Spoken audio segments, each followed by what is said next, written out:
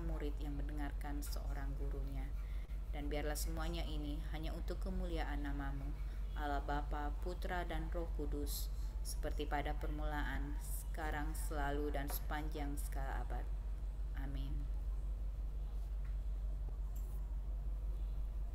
Ya. Baik, sebelum kita masuk pada penyampaian materi oleh Pastor Made, perkenalkan saya akan memberikan arahan supaya nanti diskusi kita bisa berjalan dengan lancar.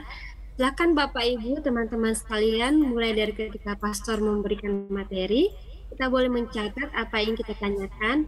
Nanti nggak perlu diketik lagi. Kali ini kita boleh langsung menyampaikan kepada Pastor, namun mohon cek dulu ke host siapa aja yang mau bertanya, supaya nanti kita aturkan.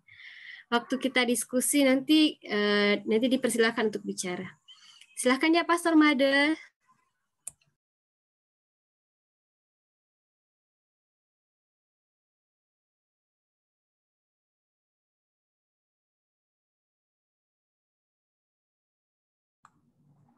Selamat malam semuanya, Bapak Ibu. Selamat malam. Oke, Pak. Malam, Pastor. Dengar suara saya ya? Ya. Iya. Malam ini, sebagaimana yang diminta oleh teman-teman di PDPKK Santo Mikael Palopo, saya akan membagikan, men-sharingkan kepada saudara-saudari tema ini, misteri inkarnasi, sebagai pendalaman iman. Waktu saya kurang lebih disampaikan 30 menit ya. Semoga kurang dari 30 menit.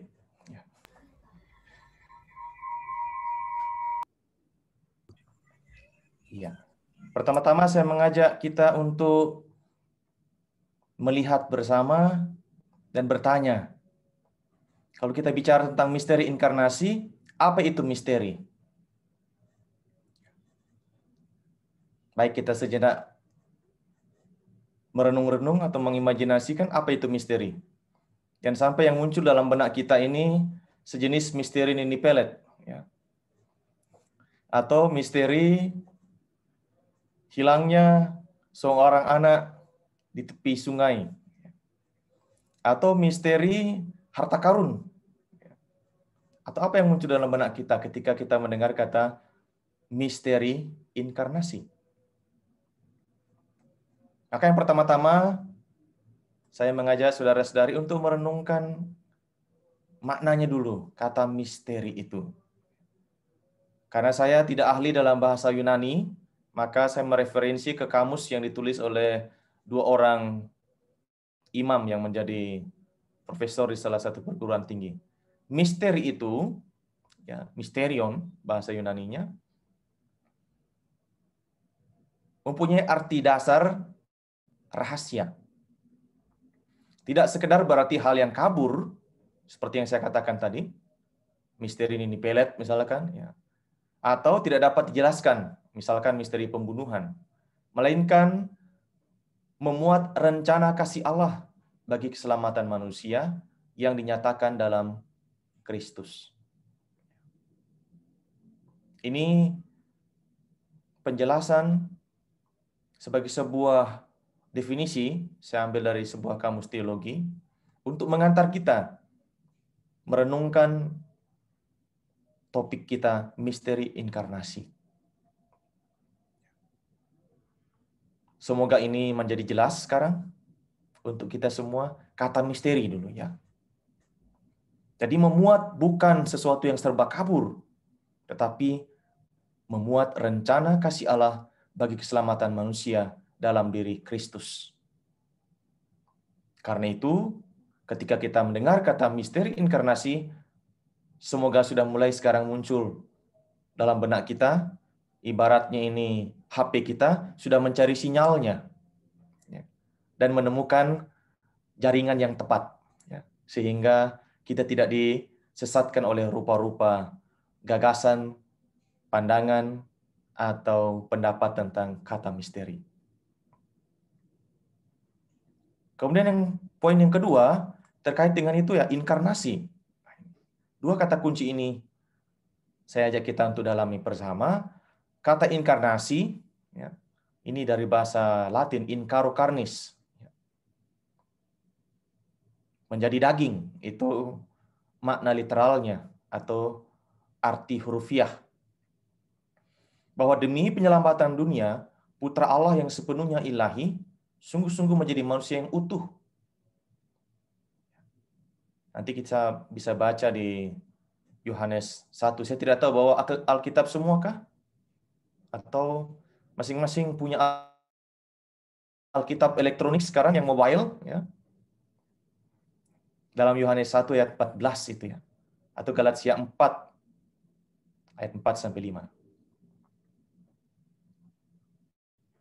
Tuhan Yesus lahir dari perawan Maria pada waktu dan tempat tertentu. Sebagai manusia ya lahir, seperti kita. Bahkan sangat dramatis, wafatnya disalib. Dan jelas, ia wafat pada zaman pemerintahan Pontius Pilatus. Artinya secara historis, tercatat bahwa seorang bernama Yesus disalibkan di Bukit Golgota. Tetapi, kisah hidupnya tidak berakhir di kayu salib.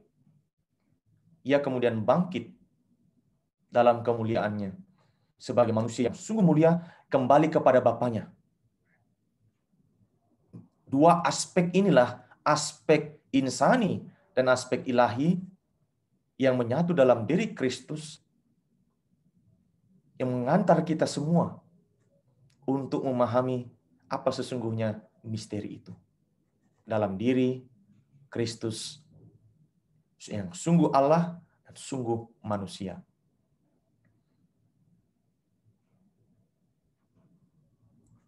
Oleh karena itu, saudara-saudariku, misteri inkarnasi merupakan bagian integral dari sejarah keselamatan. Tidak terpisahkan. Kalau saya mengatakan tadi, Yesus lahir dalam ruang dan waktu, hadir di tengah-tengah keluarga kudus. Kemudian menjalani hidupnya seperti biasa dan mengemban perutusannya sebagai putra Allah, sekaligus menjadi anak dari Maria. Ia hadir dalam keselamatan. Bahkan Allah yang mengasihi kita. Allah yang adalah Sang Kasih, yang mengasihi kita tanpa batas. Allah mengkomunikasikan dirinya.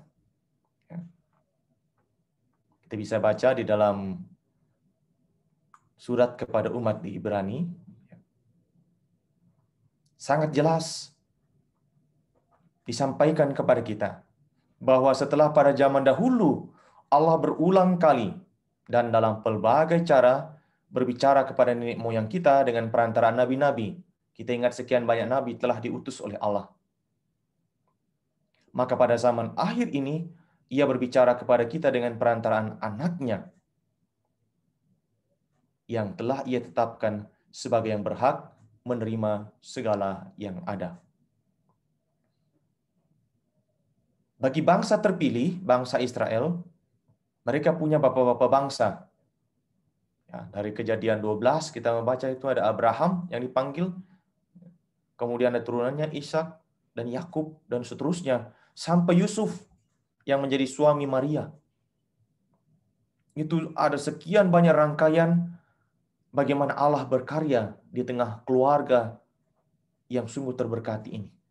Sehingga dari Abraham ini lahir salah satu yang kemudian menjadi bukan hanya kebanggaan bangsa terpilih, tetapi menjadi juru selamat dunia, seluruh umat manusia.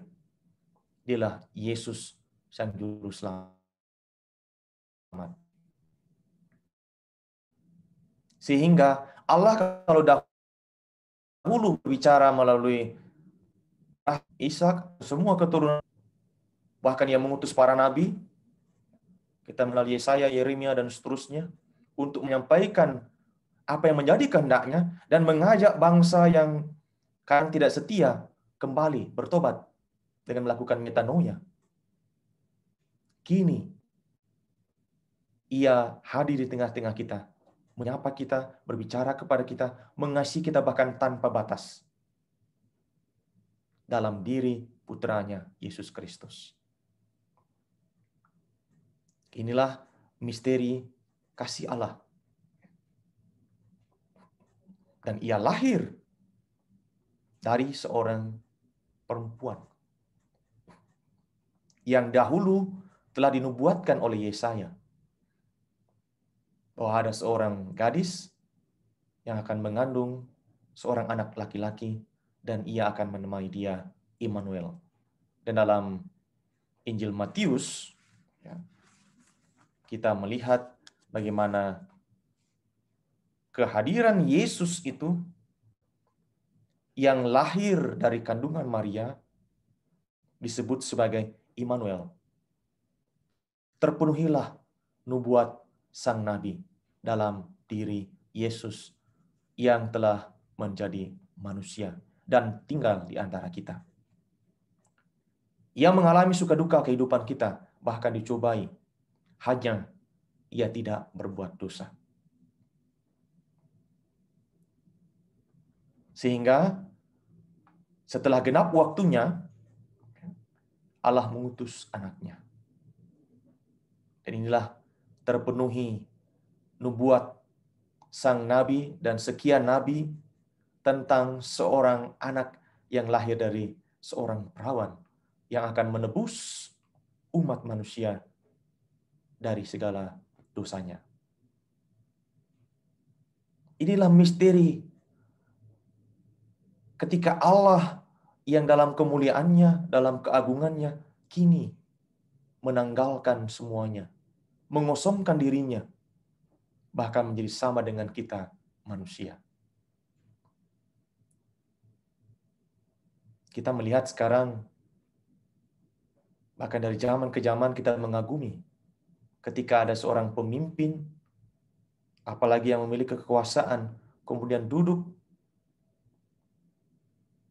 entah di pinggir jalan, entah di warung, bersama dengan rakyatnya, bersama-sama makan dan minum di situ, kita semua tersentuh, terharu melihat seorang pemimpin yang menjadi pelayan.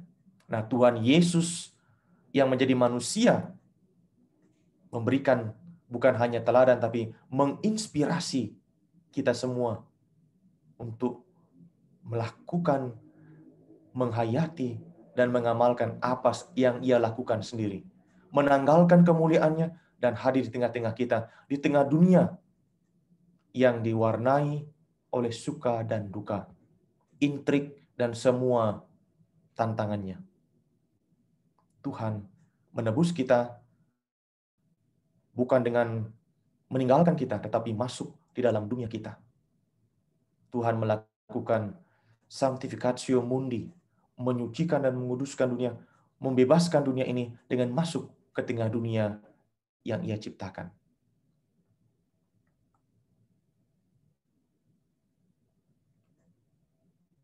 Dan sungguh, dari rahim Maria lahir seorang anak. Ia disebut Immanuel, Allah yang menyertai kita. Dan Injil Yohanes mewartakan misteri inkarnasi itu dengan sangat indah.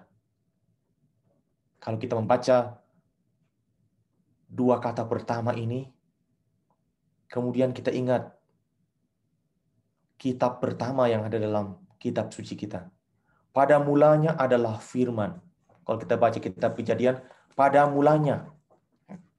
Kata itu digunakan. Kalau yang membawa kitab suci boleh lihat kitab sucinya.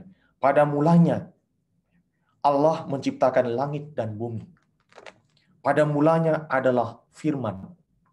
Firman itu bersama-sama dengan Allah. Dan firman itu adalah Allah. Kemudian ayat 14 ditegaskan, firman itu telah menjadi manusia dan diam di antara kita. Allah tinggal bersama dengan kita. Allah berada bersama dengan kita. Bahkan Tuhan Yesus sendiri mengatakan dalam sabdanya, di mana dua atau tiga orang, atau lebih, sekarang ini ada berapa orang ini, ada 20-an orang, berkumpul dalam namaku, di situ aku hadir di tengah-tengah mereka. Meskipun malam ini kita ini melakukan bukan tatap muka, tapi namanya tatap maya. Ya. Bukan on the spot, tetapi online. Tapi Tuhan hadir, menyatukan kita. Ya. Sebagaimana kita sudah doakan tadi, bukan PD-nya yang mengundang kita. Ya. Tetapi PD ini PD sekali yang mengundang kita. Karena yang menjadi tuan rumah, Tuhan sendiri. Yang hadir di tengah-tengah kita, yang menyertai kita. Dan firman-Nya itu sungguh nyata dalam situasi kita saat ini. Ia tinggal bersama kita di masa pandemi ini. Di masa yang sulit ini. Tak satu pun anak manusia di muka bumi ini bebas dari kesulitan yang disebabkan oleh pandemi COVID-19 ini. Tetapi bagi kita orang yang beriman, yang mengimani Dia yang telah menjadi manusia dan tinggal bersama dengan kita, kita tidak pernah ditinggalkan seorang diri. Allah beserta kita. Maka saudara-saudariku yang terkasih, karena Allah adalah kasih, maka misteri inkarnasi adalah misteri pernyataan kasih Allah, pemberian diri Allah yang penuh kasih kepada kita manusia. Allah menghendaki kita selamat. Maka misteri inkarnasi merupakan misteri karya penyelamatan Allah bagi kita umat manusia. Kita yang tak berdaya dimampukan mendapat harapan, menemukan kekuatan untuk menerima keselamatan. Sehingga bagi orang beriman tidak ada kata putus asa. Karena kita memiliki asa, memiliki harapan dalam Kristus yang menyertai kita. Sesulit apapun hidup kita, Tuhan yang mengasihi kita tanpa batas, yang hadir setiap saat dalam hidup kita melalui putranya Yesus Kristus. Ia berinisiatif mengundang kita untuk setiap saat menerima rahmat-Nya. Namun, kita sendiri diberikan kebebasan untuk menanggapi.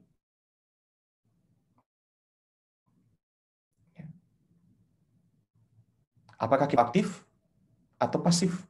Seperti malam ini, yang proaktif login. Ya. Itu pun di-admit, ya. Artinya diterima. Ya. Ini ada sebuah interaksi. Demikian juga dalam hidup beriman kita. Allah datang menyertai kita, tinggal bersama dengan kita, tetapi apakah kita mau tinggal bersama dengan Dia yang hadir dalam hidup kita? Kita perlu menanggapi pemberian kasih Allah itu. Ketika kita mengatakan saya setuju, amin. Itulah iman kita. Kita menerima Dia Sang Sabda yang menjadi manusia. Pewahyuan Allah merupakan pengkomunikasian, pemberian diri Allah dalam diri putranya Yesus Kristus. Dan kita manusia dari pihak kita menanggapinya dengan iman.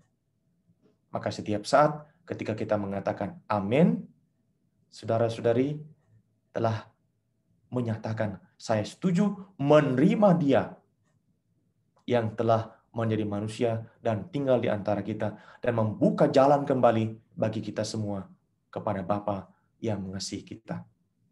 Allah yang adalah kasih. Deus Caritas Est. Karena itu Allah yang demikian besar kasih-Nya menyerahkan putranya agar setiap orang yang percaya kepadanya memperoleh hidup dan memiliki hidup yang kekal. Maka saudara-saudari adalah manusia-manusia pribadi-pribadi yang beruntung, bersyukur mengenal Sang Kehidupan yang telah menyatakan kasih Bapa kepada kita, kepada seluruh dunia. Sekarang saatnya bagi saudara-saudari menanggapi kasih itu. dengan mengatakan, saya setuju. Amin. Nah, bagaimana iman yang kita nyatakan itu diungkapkan dan dirayakan serta dihayati oleh gereja Katolik, oleh kita semua yang menjadi gereja yang hidup. Secara khusus, kita mempunyai yang namanya liturgi. Liturgi itu bukan sekedar susunan acara ritual. Mungkin ini selama ini kita memahami liturgi itu ya ada seksi liturgi, ini urusannya untuk perayaan. Liturgi, saudara-saudari, bukan pertama-tama urut-urutan perayaan, tetapi ekspresi ungkapan dari iman kita yang dirayakan secara resmi dan secara meriah. Maka liturgi oleh para Bapa Konsili Vatikan kedua disebut sebagai puncak yang dituju oleh kegiatan gereja dan menjadi sumber segala daya serta karya seluruh umat Allah. Karena itu, segala usaha kerasulan, termasuk yang kita lakukan malam ini, yang dilakukan oleh teman-teman di PD Karismatik ini, mempunyai tujuan supaya semua melalui iman dan baptis menjadi putra-putri Allah, berhimpun menjadi satu, meluhurkan Allah di tengah gereja, ikut serta dalam korban, dan menyantap perjamuan Tuhan. Itu berarti yang kita lakukan ini, termasuk persekutuan doa kita, mesti mengalir dari iman kita, dan kekuatan yang sejati mengalir dari Kristus sendiri melalui Ekaristi Kudus. Karena itu, saudara-saudariku yang terkasih, kedalaman hidup rohani kita mendapatkan sumbernya dari liturgi. Dalam hal ini, puncak dan sumbernya itu adalah Ekaristi. Maka, dalam dogma tentang gereja, saya singkat di sini LG, Lumen Gentium, para Bapa Konsili Vatikan kedua menegaskan bahwa perayaan Ekaristi menjadi sumber dan puncak seluruh hidup Kristiani. Maka saudara-saudariku yang terkasih, saya yakin semua yang bersekutu dalam PD Karismatik ini mencintai Ekaristi. Kan mencintai Dia yang telah melakukan inkarnasi, telah menjadi manusia dan tinggal di antara kita, dan sekarang melalui tubuh dan darahnya, Ia meninggalkan warisan hidupnya sendiri untuk semua yang menerimanya akan memiliki hidup dalam kelimpahan.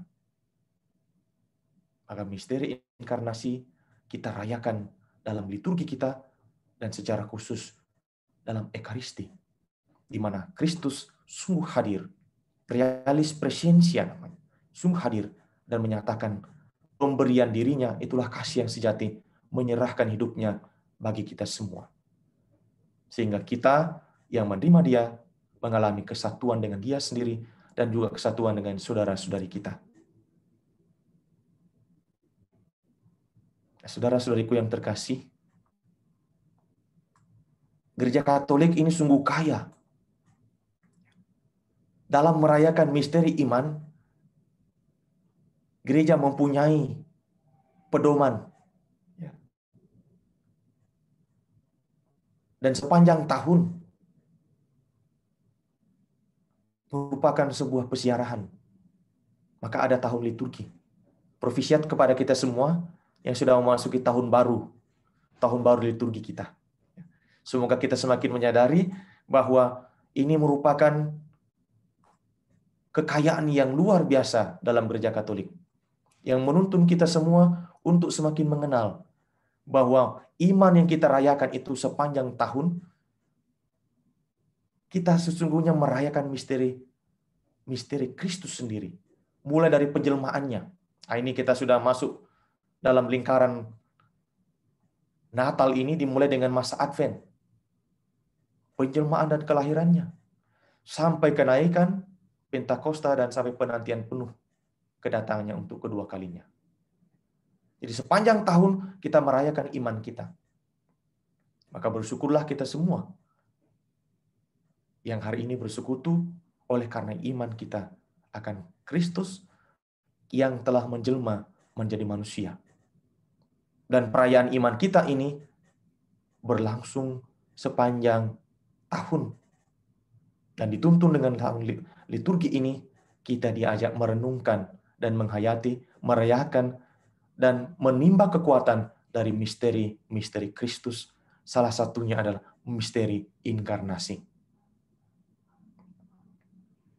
Karena itu, dalam lingkaran tahun liturgi, semoga kita semua semakin mengenal, ya, kita ini hidup dalam keteraturan, dalam kedisiplinan. Sekarang masa Advent, jelas warnanya, masa Natal, masa biasa, masa Prapaskah, dan seterusnya.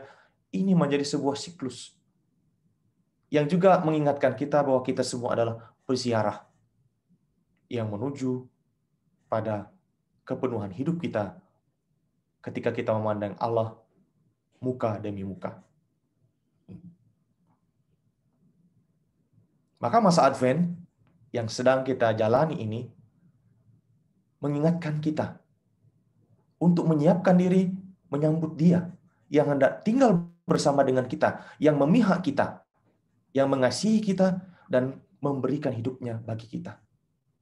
Setiap lilin dinyalakan, ini menjadi tanda bahwa kesiapsediaan kita hendaknya semakin matang dari hari ke hari, dari minggu ke minggu, sampai tiba saatnya kita merayakan misteri Natal, misteri kelahiran Sang Sabda yang menjadi manusia. Maka dalam setiap pekan ada satu tema khusus yang kita rayakan sebagai anggota gereja.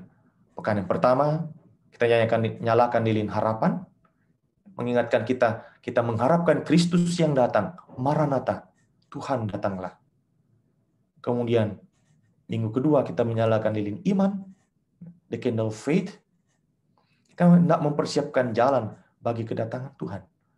Minggu ketiga kita bersukacita, the candle of joy, mengingatkan kita bahwa Dia yang lahir memberikan sukacita kepada kita semua.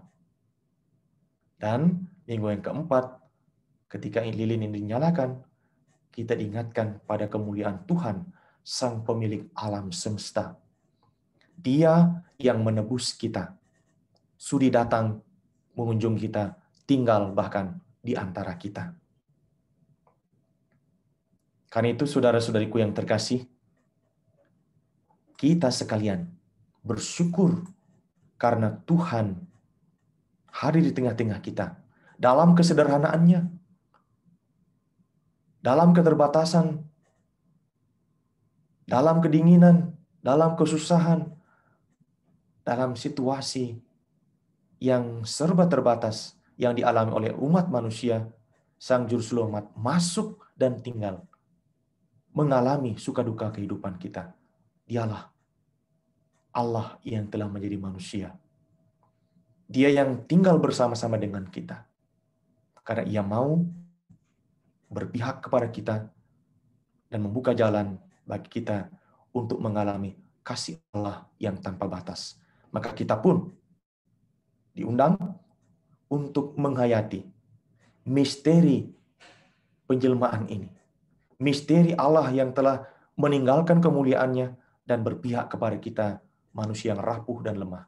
Kita pun diajak untuk berpihak, meninggalkan ego kita, dan menolong saudara-saudari kita yang membutuhkan uluran tangan kita, membutuhkan hati kita, membutuhkan tenaga kita, membutuhkan waktu kita, membutuhkan pemberian diri kita, khususnya di tengah situasi sulit di masa pandemi ini. Misteri inkarnasi mengingatkan kita untuk berbagi kehidupan, sehingga misteri inkarnasi memampukan kita menjalani dan menghadapi situasi pandemi. Karena kita yakin Tuhan menyertai kita. Sehingga tiba saatnya ketika kita mengatakan Merry Christmas, Selamat Natal, pada saat itu sesungguhnya kita menyatakan joy to the world. sukacita bagi dunia, bagi kita semua, karena Allah beserta kita, Sang Immanuel, Sang Sabda yang menjadi manusia dan tinggal di antara kita. Demikian yang dapat saya bagikan. Semoga Tuhan menyapa dan memberkati kita semua, tinggal bersama-sama dengan kita, umat yang dikasihinya. Terima kasih, saya kembalikan ke panitia. Terima kasih banyak, Pastor. Sangat-sangat, boleh ditutup screen-nya dulu, Pastor? Ya. Screen-nya ditutup dulu. Oke, siap. Baik, Bapak Ibu, kita sudah mendengarkan tadi pendalaman dari Pastor tentang misteri inkarnasi, bagaimana Allah yang adalah firman itu menjelma menjadi manusia. Dan menjadi kebanggaan bagi kita orang Kristen yang percaya akan hal itu, percaya akan Yesus yang datang, yang bukan hanya menjadi Allah yang di atas, tapi datang ke dalam dunia, berbaur dengan kita dan merasakan apa yang kita alami. Bapak Ibu yang mau bertanya silahkan, ini sudah dibuka unmute-nya. Silahkan Bapak Ibu yang mau bertanya, langsung di-unmute saja.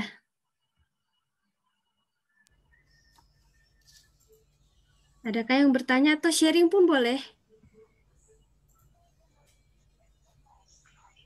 Halo Mbak Nining. Ya Pak Dias, mari silahkan. Iya, selamat malam Pastor. Selamat malam Pak Dias ya. Ya Pastor, ini mau tanya ini sedikit tentang yang kedisiplinan tadi itu Pastor, yang dalam perayaan liturgi kita. Ya. Yang masa itu Pastor.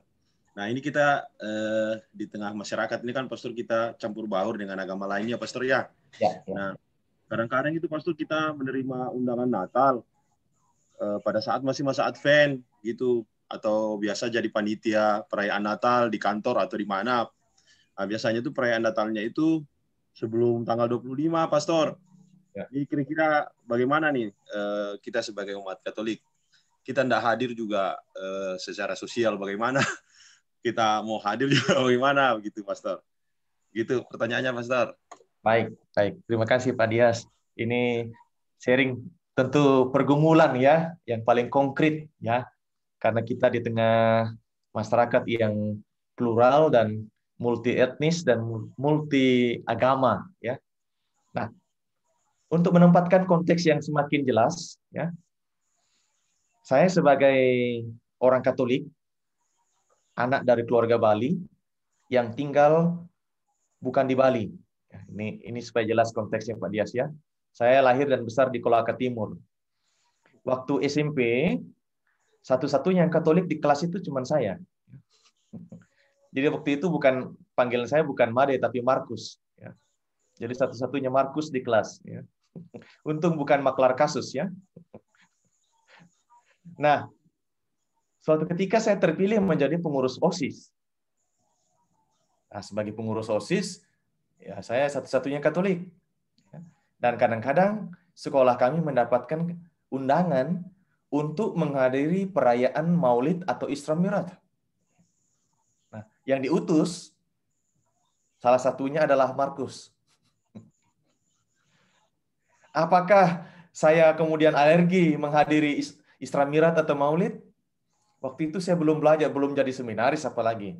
Dan bapak saya juga tidak pernah mengajarkan bagaimana menjadi orang Katolik yang sejati dan seterusnya. Tetapi kemudian saya memaknai, setelah saya belajar teologi, bahwa kehadiran saya waktu itu justru memperkaya saya. Saya tidak ikut berdoa dengan bila taufik wal hidayah dan seterusnya, ya. Tetapi saya hadir di situ sebagai sahabat bagi mereka. Khususnya dari sekolah, saya mewakili sekolah. Jadi atas nama sekolah saya hadir di tengah para alim ulama di situ dan teman-teman muslimin dan muslimat. Itu konteksnya ya. Dan itu tidak sedikit pun mengurangi iman saya. Itu yang poin pertama. Lalu poin kedua, saya hadir sebagai wakil dari institusi. Yang ketiga, saya hadir di situ sebagai seorang sahabat, anak manusia yang juga mengenal sesamanya dengan situasi yang khas, bahkan dengan tradisi religiusnya yang begitu kaya. Maka saya bersyukur dengan pengalaman itu. Sehingga ketika Pak Dias bertanya, lalu saya menempatkannya dalam konteks seperti itu, Pak. Ya. Bahwa dalam pandangan saya, keyakinan saya sebagai orang Katolik, 24 malam itu baru merayakan malam Natal ya.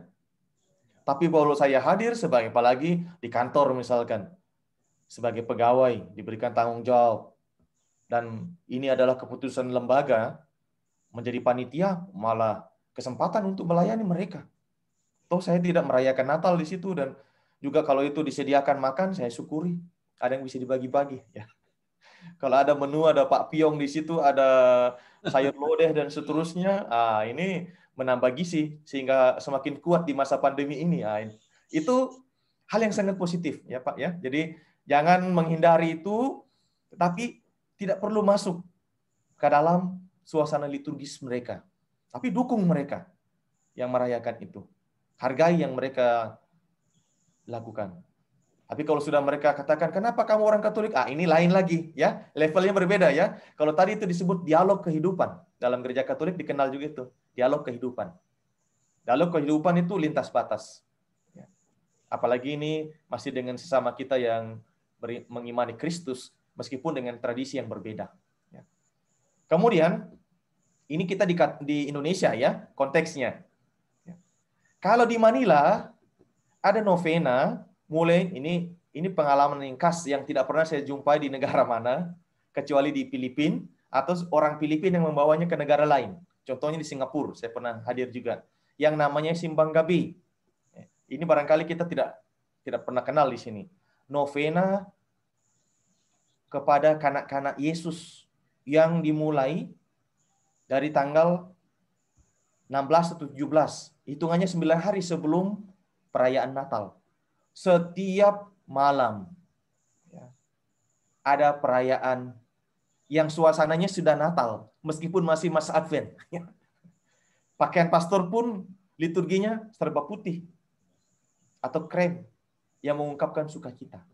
Ini tradisi yang khas dalam gereja Katolik di Filipina. Dan waktu itu saya tinggal di seminari, sehingga saya mengenal lebih dekat tradisi itu. Kemudian ada tradisi di komunitas kami bertukar kado. Untuk kita rasanya aneh. Ya. Waktu itu saya bilang, ini Katolik apa ini di Filipina ini? Tapi itu ternyata tradisi mereka. Bertukar kado, kita sudah makan enak, ini masih masa Advent. Paling tanggal 18, itu masih bisa berkumpul. Habis itu kita libur. Nah ini dirayakan. Nah saya mencoba memahami spirit yang ada di balik itu. Bahwa memang kita dalam masa Advent, tetapi dengan kultur, dengan situasi tertentu, iman dihayati dalam konteksnya. Yang jelas di sana, Allah yang berbela rasa dengan kita, itu diungkapkan dengan sukacita. Kita satu sama lain berbagi, berbela rasa. Itu Pak Dias yang bisa saya bagikan. Sehingga iman kita tidak mengantar kita menjadi pribadi yang saklek, ya, yang kaku, tetapi melihatnya dalam konteks, tapi juga bukan menjadi alasan bagi kita untuk merasionalisasi apa yang kita lakukan. Kita lihat konteksnya di mana kita diutus oleh Tuhan. Itulah yang sesungguhnya misteri inkarnasi Pak Dias ya, masuk dalam dunia ini dengan situasinya yang pluralistik seperti ini. Demikian Pak Dias. Ya, terima kasih banyak Pastor. Banyak. Ya. Baik, ada lagi Kak yang bertanya? Silahkan. Mau tanya seputaran gereja, boleh tadi. Seputaran Advent, apalagi Advent pertama ini. Mungkin ada di keluarga kita yang masih bingung, kenapa harus nyala lilin? Kenapa? Biasanya Pastor, sekalian deh saya mau tanyain. Banyak yang bilang Pastor, katanya gereja itu tidak, gereja Katolik itu bukan pohon Natal, tapi harusnya lingkaran Advent dan kandang Natal. Nah, banyak yang mengatakan kenapa harus nyalakan, kenapa harus ada pohon Natal. Nah, bagaimana sih sebenarnya pandangan gereja tentang atribut-atribut khas Natal ini, Pastor? Ya, baik. Saya kebetulan memegang buku ini ya. Ini namanya, judulnya Direktorium tentang Kesalehan Umat dan Liturgi. Wah, ini bahasanya normatif ya, berisi aturan-aturan. Salah satunya bercerita tentang atau berisi ya, saya bahasakan supaya lebih sederhana ya, bercerita. Kalau berisi aturan itu kayaknya kaku sekali begitu ya. Jadi berisi tuntunan bagi umat. Namanya direktorium itu arahan begitu ya. Bagaimana iman itu dihayati dalam konteks tradisi yang kaya yang ada dalam Gereja Katolik. Kita mengenal ada kandang Natal.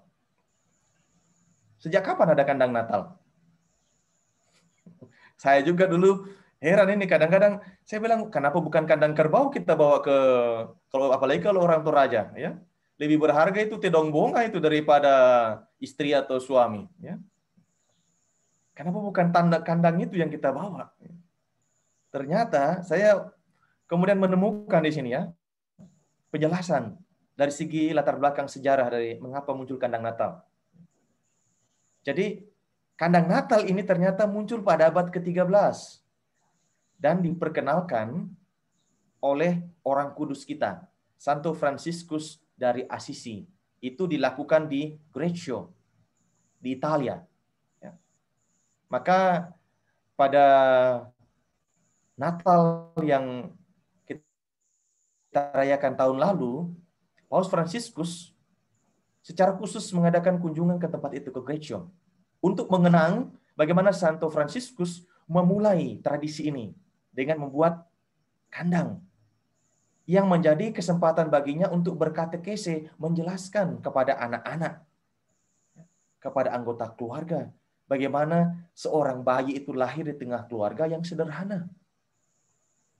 Dan dalam bayi inilah kita berjumpa dengan Allah yang mengasihi kita. Dari situ kemudian berkembang menjadi tradisi yang kita terima begitu saja sampai hari ini.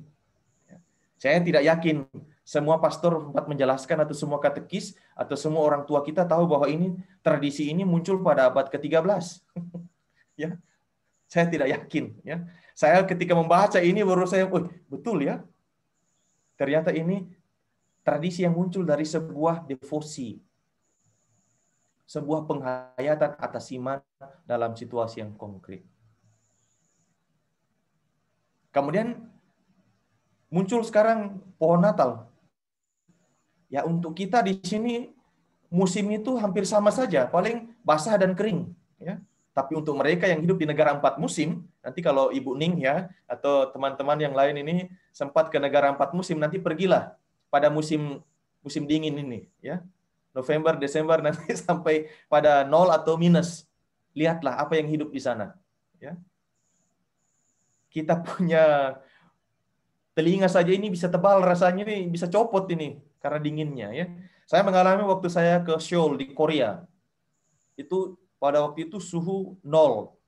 Wah, itu minta ampun untuk kita yang dari daerah tropis seperti ini sengsara.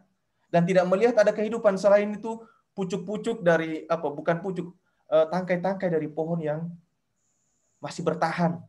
Kemudian paling yang bisa bertahan ya ini pohon Natal ini yang tidak berdaun lebar karena saking dinginnya ya. Inilah yang kemudian dijadikan sarana untuk mengekspresikan sukacita, dipasangi lampu lah sehingga ada di situ menjangan ya, rusa dan seterusnya. Kita tidak punya di yang seperti itu. Lalu kita bawa salju, memangnya ada daerah tropis ini salju. Kecuali kita pergi ke Trans Mall itu yang di Jakarta sekarang ada snow area. Oh, iya. Ya. Jadi itu konteksnya ya. Jadi ini tradisi masing-masing. Nah, saya menyarankan mungkin kita juga bisa buat tradisi yang khas di tempat kita yang mengekspresikan sukacita menyongsong kelahiran Tuhan di tempat kita. Maka kalau ada yang mengatakan gereja Katolik identik dengan ini, dengarkan saja. Nanti tanyakan sama mereka, tahu enggak latar belakangnya? Ya.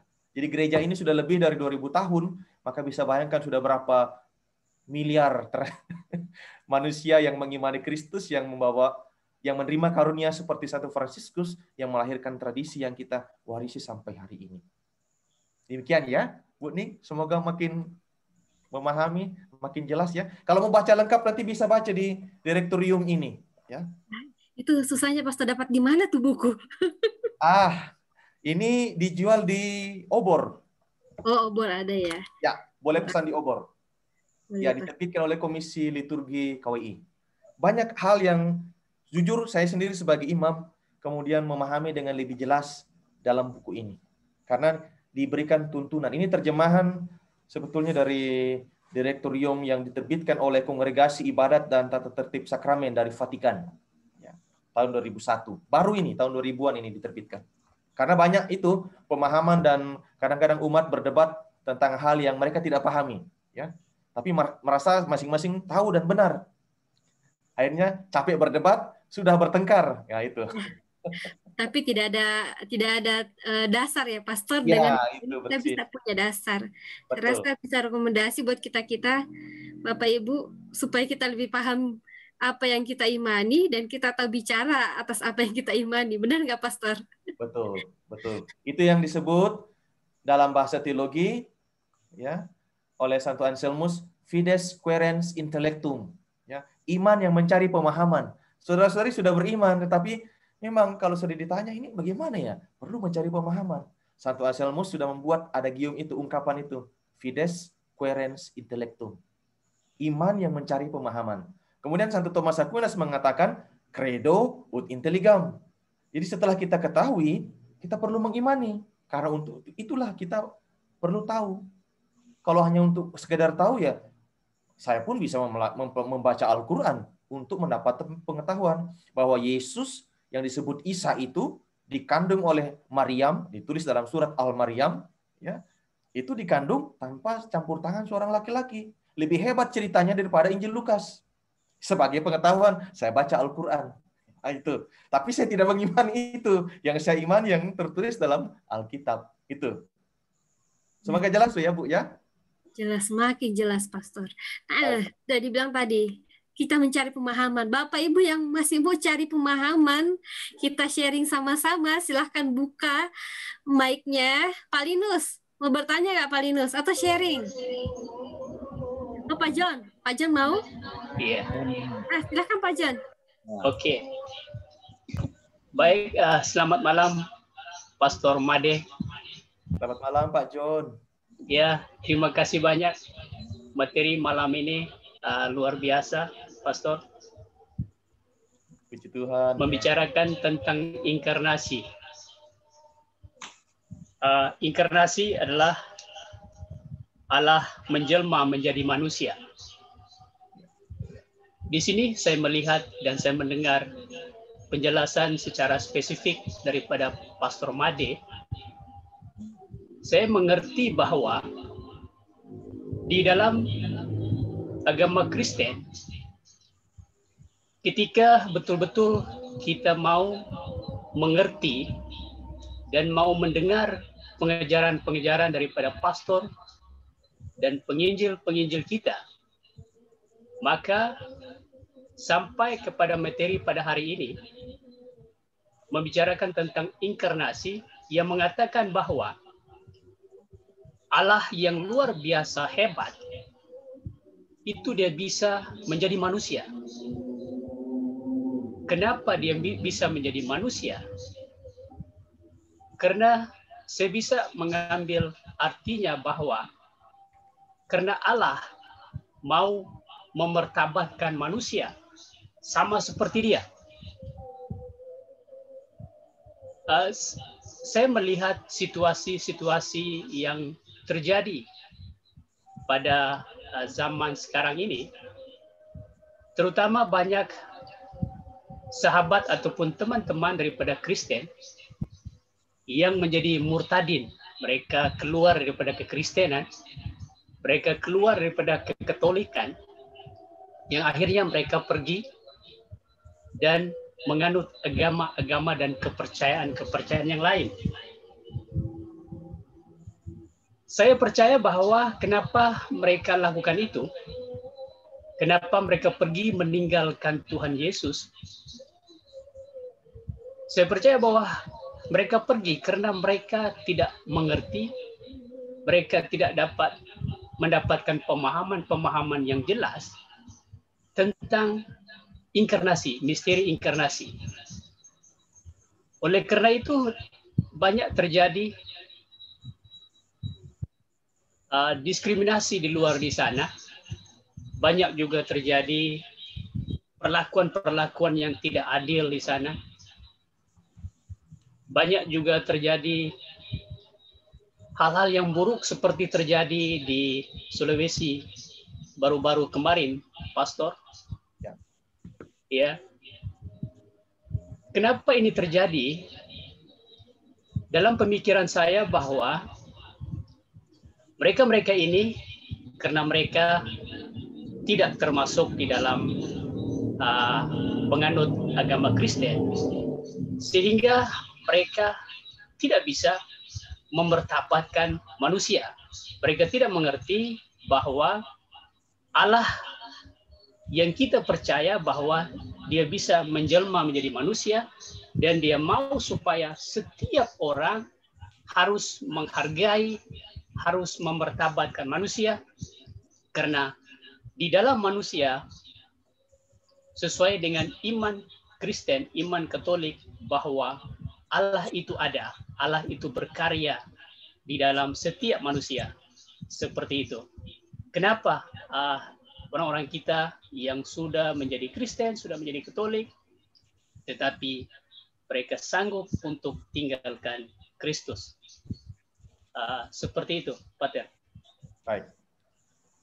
Ya, itu sharing dan juga sekaligus pertanyaan dari Pak John ya. Memang menarik. Ya. Ada 1001 macam alasan.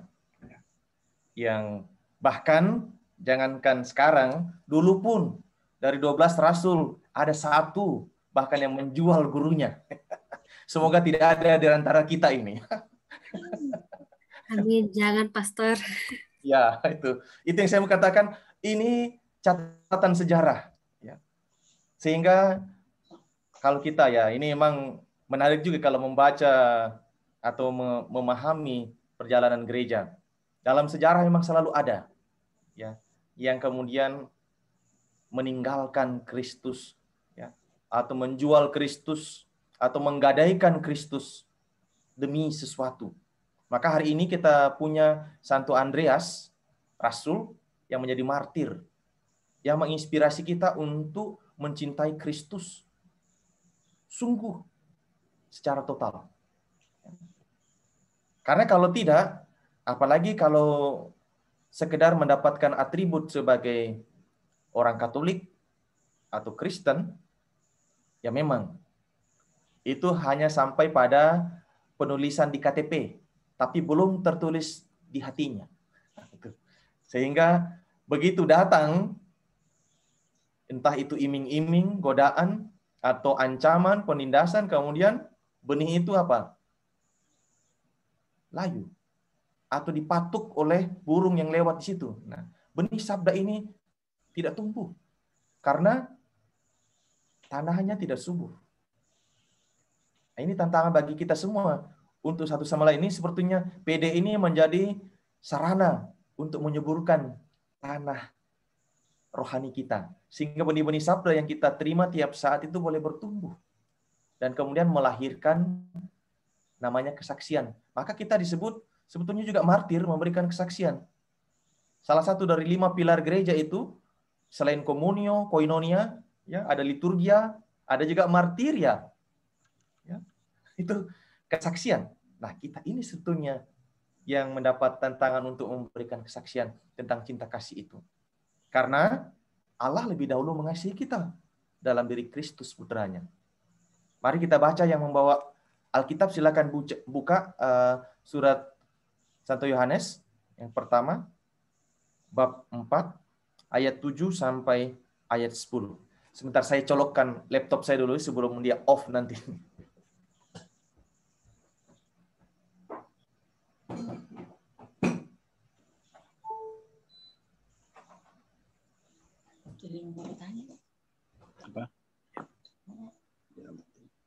Apakah ada Bapak Ibu yang menjadi volunteer? Silakan membaca 1 Yohanes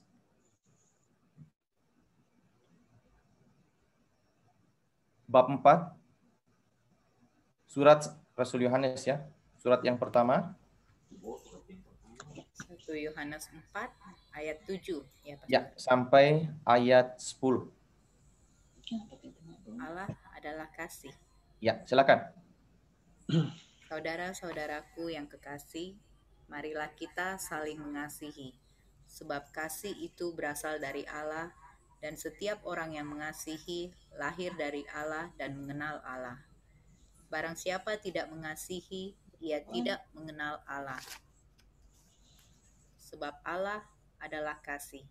Dalam hal inilah kasih Allah dinyatakan di tengah-tengah kita, yaitu bahwa Allah telah mengutus anaknya yang tunggal ke dalam dunia supaya kita hidup olehnya. Inilah kasih itu, bukan kita yang telah mengasihi Allah, tetapi Allah yang telah mengasihi kita dan yang telah mengutus anaknya sebagai pendamaian bagi dosa-dosa kita. Ya. Ini kalau saya komentari atau saya mau garis bawahi, ini semacam rangkuman dari misteri inkarnasi itu. Bahwa Allah yang lebih dahulu mengasihi kita. Karena dia adalah sang kasih.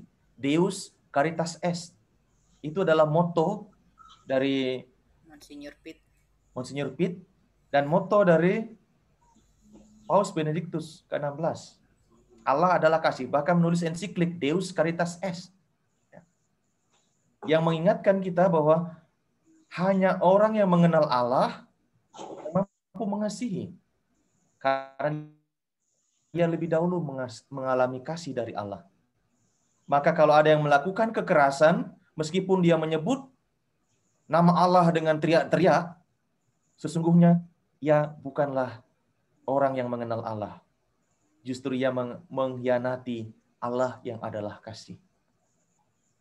Karena itulah yang Tuhan Yesus menyimpulkan seluruh isi hukum Taurat dan kitab para nabi dengan mengajarkan the golden rules. Love, kasih. You love to God and you love to your neighbors. Kasih kepada Allah dan kasih kepada sesama. Karena itu, Santo Yohanes mengatakan, barang siapa tidak mengasihi, ia tidak mengenal Allah, sebab Allah adalah kasih. Maka kalau ada orang melakukan kekerasan, kemudian atas nama agama atau apalagi menyebut nama Allah, sesungguhnya orang seperti ini tidaklah mengikuti jalan Allah, apalagi mengasihi Allah. Karena ia sama sekali tidak mengasihi sesamanya, yang adalah citra Allah. Imago Dei, kita semua adalah citra Allah. Maka bisa dibaca dalam Kejadian 1 ya, ayat 27 itu Allah menciptakan kita serupa, secitra dengan Dia. Maka kalau kita mengasihi satu sama lain bukan karena muka kita, kalau orang Toraja mengatakan mentiro lindo, ya, tergantung siapa yang dia lihat, ya. Lalu dia melakukan sesuatu yang baik, tapi karena kita melihat wajah Allah dalam pribadi yang kita kasihi. Itulah yang diteladankan oleh Mother Teresa. Sekarang sudah menjadi Santa Teresa dari Kalkuta, yang melayani orang-orang sekarat di pinggir jalan kota Kalkuta, dan beliau mengatakan, dalam wajah mereka lah saya melihat wajah Kristus, yang haus, yang lapar, yang sakit, yang sengsara dan menderita. Semoga kita mampu juga menghayati ini, inkarnasi ini secara konkret ketika kita peduli dengan orang-orang di sekitar kita. Sehingga semakin banyak orang yang mengenal Kristus, bukan hanya mengetahui sebagai isi akal budinya, tetapi sungguh mengimaninya, kemudian terwujud dalam aksi yang konkret dalam kesaksian hidupnya. Demikian ya Pak John.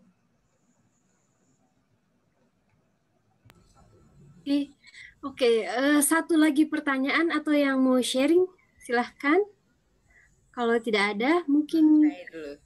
Oh ya, silahkan. Mungkin saya mau bertanya. Nggak tahu mungkin ini luar dari temanya Pastor ya. Cuman tadi Pastor ada ngomong gereja Katolik itu sudah lama, 2000 tahun yang lalu. Apa dari dulu zaman Petrus itu dia sudah bilang bahwa saya itu Katolik. Apa dasarnya gitu? Sampai maksudnya ada Katolik, ada Kristen Protestan. Menurut Pastor itu gimana tuh? Oh ya, baik. Tuhan Yesus sendiri tidak mendirikan gereja ya, dalam arti institusi. Tidak. Dia mati konyol menurut orang-orang yang menjadi musuhnya. Ya, dia disalibkan dan selesai. Ya. Peristiwa kebangkitan yang mengubah segala-galanya. Ya. Peristiwa kebangkitan. Ketika Petrus yang sebelumnya menjadi penakut ciut nyalinya, bahkan menyembunyikan diri, ketika peristiwa Pentakosta dipenuhi Roh Kudus. Berani mewartakan bahwa Kristus sungguh bangkit. Baik, itu kita baca dalam Kisah Rasul dulu ya, supaya kita semakin mengenal Sang Sabda ini.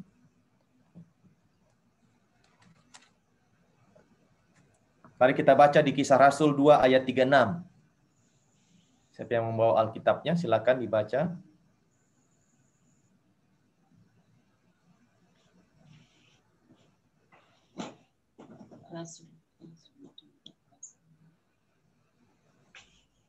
Ada yang menjadi volunteer, silakan.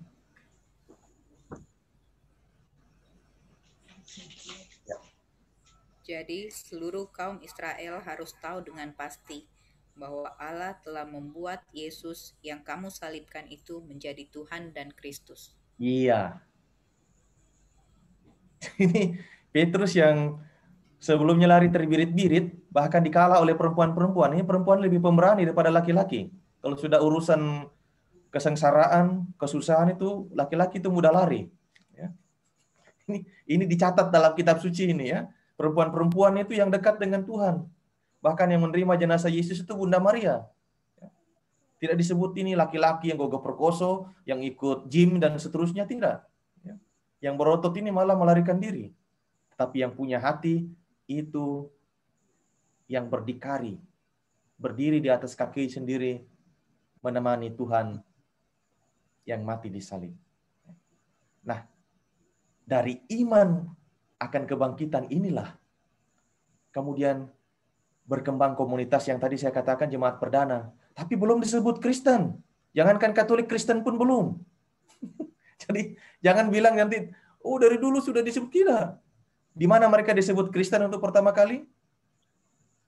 Pasti kalau waktu pengganjangan di Makassar, Karistenko, itu pasti itu, ya. Baru dibuang ke got dan diinjak-injak. Itu saya alami tahun 98 di sini, ya. Itu pasti itu. Tapi di mana disebut Kristen pertama kali? Mari kita buka di Kisah Rasul 11 ayat 26.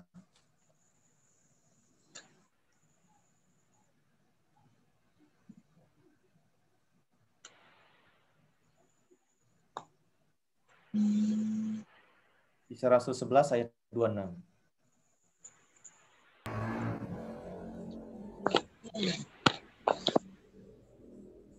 Mereka tinggal bersama-sama dengan jemaat itu 1 tahun lamanya, sambil mengajak banyak orang. Di Antiochialah murid-murid itu untuk pertama kalinya disebut Kristen. Jadi kalau ada tertulis di KTP itu di mana Katolik atau Kristen Katolik dan seterusnya, atau sebut orang Kristiani, ini baru di Antioquia disebut Kristen.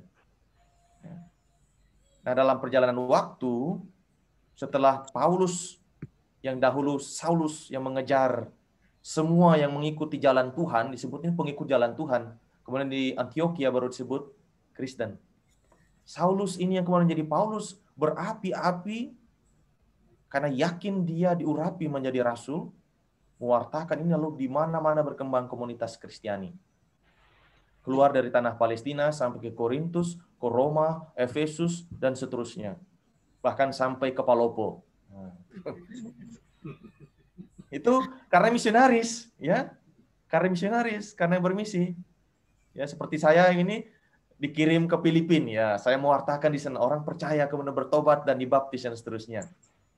Nah, dalam perjalanan waktu itulah pada abad ke-10 sudah ada perpecahan, maka muncul namanya Gereja Barat dan Gereja Timur. Gereja Barat ini yang ritus Latin, ini yang macam-macam ritusnya bahasa Yunani. Sudah terjadi perpecahan itu tahun 1024. Dalam sejarah itu dicatat itu perpecahan pertama antara timur dan barat. Karena ingat, manusia juga yang menjadi murid-murid Tuhan. Kalau ada yang haus kekuasaan, lalu rebutan kekuasaan, lupa lagi melayani, mengasihi. Yang dilakukan apa? Baku sikut. Ya. Hati-hati kalau dalam komunitas makin besar, itu banyak itu yang tidak murni lagi motivasinya. Itu terjadi dalam gereja, pecah. Yang di timur disebut Batrik, yang di barat disebut Paus. Nah, sampai hari ini ada gereja ortodoks dan seterusnya, itu lahir dari perpecahan itu. Jadi jangan heran nanti bilang, kenapa banyak sekali nih komunitas Kristiani? Ya, karena pecah. Kemudian, di gereja di barat sendiri mengalami lagi perpecahan yang hebat pada tahun 1570-an ini, setelah Martin Luther yang adalah seorang imam, seorang pastor dari tarekat Ordo Agustinus, Santo Agustinus, melakukan sebetulnya koreksi, bukan pemberontakan, koreksi tentang praktek gereja yang bobrok. Ya. Pada waktu itu yang paling menyedihkan, itu pembangunan basilika sekarang itu Santo Petrus itu menelan sekian banyak biaya. Salah satunya dari apa? Indulgensi. Banyak uang koin dibuang, bunyi kerincing, itu inti jiwa-jiwa cepat-cepat masuk surga. Itu katekesenya waktu itu untuk mengumpulkan duit. Inilah yang dikoreksi oleh Martin Luther. Tetapi karena dia mengoreksinya dengan cara yang keras, dia ditegur, dia tidak mau menarik kembali pernyataannya, akhirnya dia membuat tesis di gereja Gutenberg di Jerman, menolak sekian ajaran yang ada dalam gereja Katolik. Dalam gereja, waktu itu belum disebut Katolik, dalam gereja di Ritus Barat, Ritus Latin. Sejak saat itulah dia memisahkan diri karena disupport, didukung oleh para pangeran yang pro terhadap ajaran Luther di Jerman. Dari Jerman inilah menyebar Protestantisme dari gereja Lutheran. Kemudian ke Austria menjadi Zwingli dan seterusnya. Di Belanda ada Calvin, maka muncul gereja Calvinis, gereja Zwinglian dan seterusnya. Itu yang membuat sampai hari ini tak terbilang jumlahnya gereja yang ada yang menjadi pengikut Kristus. Ya, WCC namanya itu semacam konferensi wali gerejanya untuk semua umat Kristiani. Itu ya. Terus ceritanya sangat panjang memang ya. Kalau mau diceritakan ini seperti dalang saya nanti sampai subuh.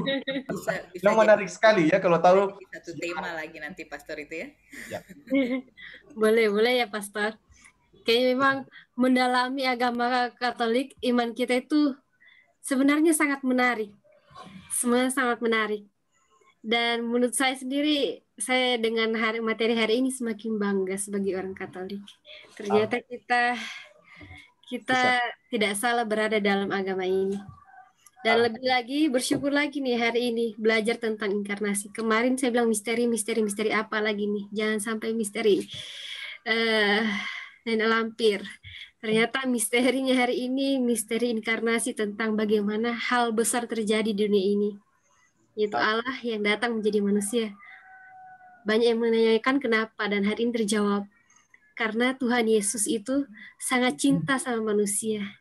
Aduh, rasanya merinding membahas ini. Betapa luar biasanya Tuhan Yesus dan Allah itu ke kita ya. Sayang sama kita manusia. Baik, semoga kita semua malam hari ini semakin diberkati. Dan Pastor, kami mohon doanya Pastor, supaya kita semua semakin dikuatkan dan mohon juga berkat Pastor.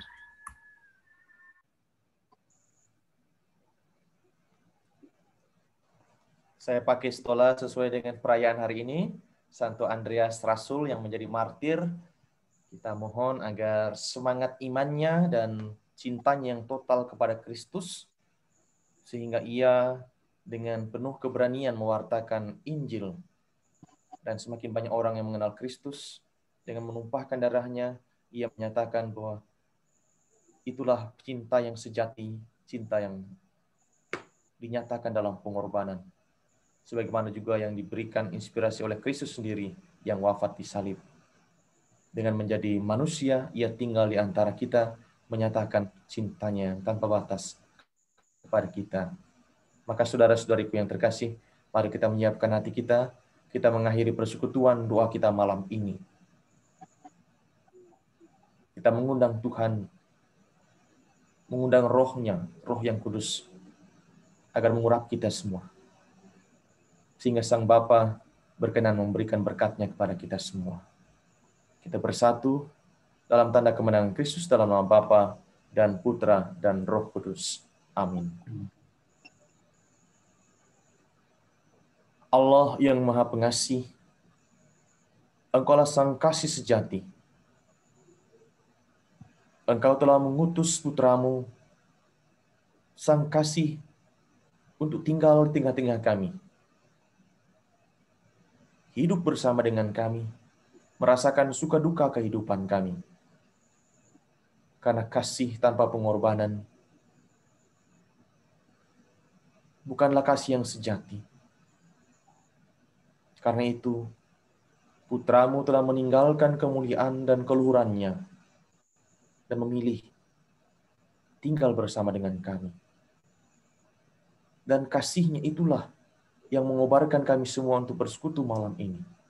Melalui roh-Nya, roh cinta kasih, yang menyatukan kami semua, yang mengobarkan hati dan iman kami, sehingga malam ini menjadi malam yang penuh sukacita, karena Engkau mengurapi kami pribadi demi pribadi, sehingga hati kami terbuka untuk menerima Sang Sabda yang menjadi manusia, kebenaran yang mengantar kami kepada keselamatan. Dia yang mengasihi kami, agar kami pun mampu saling mengasihi. Kami bersyukur ya Tuhan, atas indahnya malam ini, karena Engkau hadir di tengah-tengah kami. Engkau bersama dan menyapa kami semua.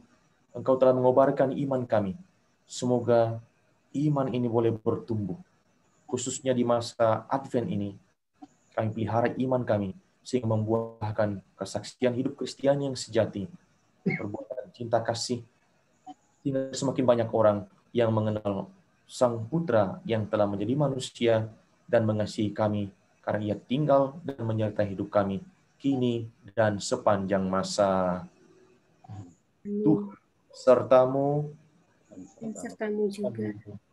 semoga turunlah berkat Allah yang Maha Pengasih atas kita masing-masing, atas keluarga-keluarga kita, atas komunitas kita, dan atas semua yang kita doakan, khususnya atas saudara-saudari kami, saudara-saudari kita yang berada di wilayah paroki kita, dan juga di tempat-tempat lain yang mengalami kesulitan, khususnya yang mengalami penganiayaan dan ketakutan di wilayah Sigi dan berbagai tempat di seluruh pelosok negeri ini.